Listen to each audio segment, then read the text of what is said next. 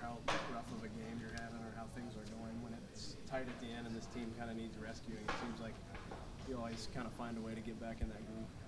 Oh yeah, I mean, I knew I wanted to play well, and at halftime I just had to just refocus and wanted to play well, like I said. So just had to just play with more energy and bring it.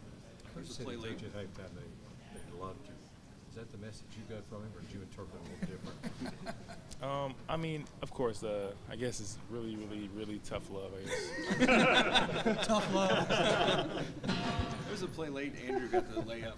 It looked like you were screaming at him to go toward the end when he had the ball in his hands. Do you remember that? Were you telling him to get Oh, going? yeah, of course. I mean, he was getting in the lane all game, really, and it was time. I think I was yelling at him after the play, I think, more because he should have dunked it. But What about the big shot by Willie? Is he trying to steal the big shot?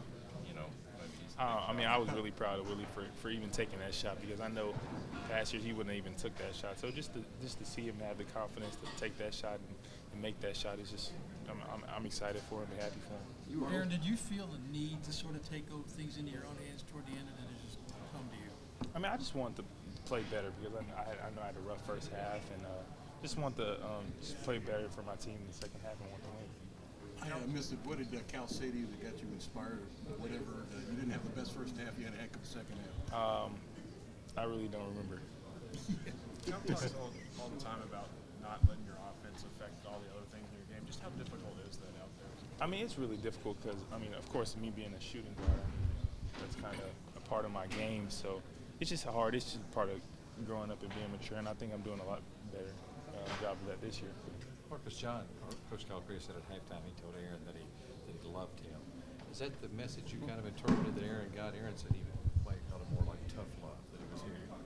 Yes, I caught it as tough love. But sometimes that's what you need. You can't always have the loving love that most get. Sometimes you need a foot in your butt to get started. So either way, he's always trying to help. Is that something you kind of experienced too, that tough love?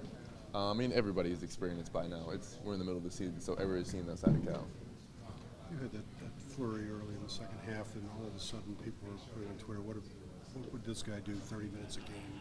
Does that thought go through your mind that you could go somewhere and really put up big numbers? Man, 30-minute game is long, okay? Yeah. A lot of people don't think. Like 28 minutes.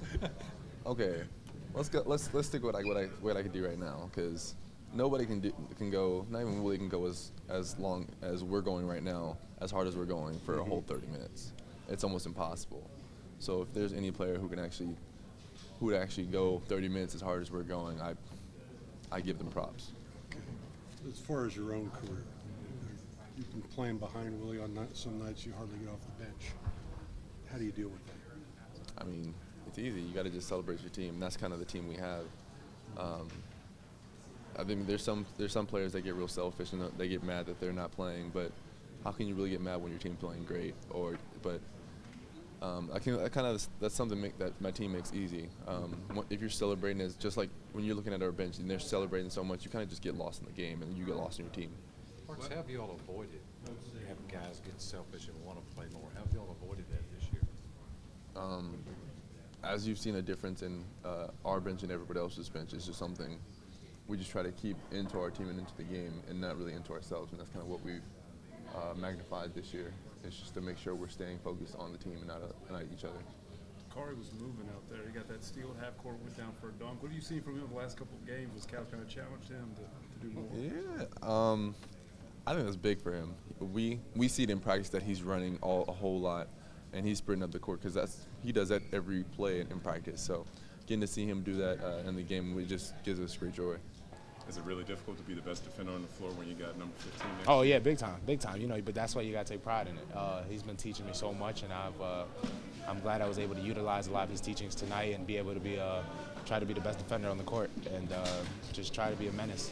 What's he specifically teach you? You got to use length. Big time use length and just working with him on my feet and everything. Just trying to be quicker, better defender. I'm trying to guard all 5 positions like him. But you know, it's a process. You know, he's a junior, I'm a freshman. It takes time, but I'm glad to see it starting to click. But also, it comes from effort and energy too. And I just need to put that in every game we play and have that defensive mindset. How have you improved physically throughout the year so far? Cal says that you don't quite physically have the best tools to be the best defender in the country, but eventually you will. How do you feel physically right now? I feel good. I feel really good. I mean, I'm jumping as high as I've ever jumped, and timing, the quickness, you know, they work on me so much with my whole body that it's just coming to, you know, it's coming to the front right now. It's just playing really well defensively. I'm just got to put both sides of the ball together, and that could be real special. With what you're going to have to do in the NBA next year, since the NBA, as you know, is a pick-and-roll league, Cal said he wants you to be the best pick-and-roll big man in the country before you leave. I mean, I never knew I was going to the NBA. You know, next year, after we do what we need to do to accomplish our goals, you know, we're going to worry about making sure that I could play the best defense on this team, the best I can possibly.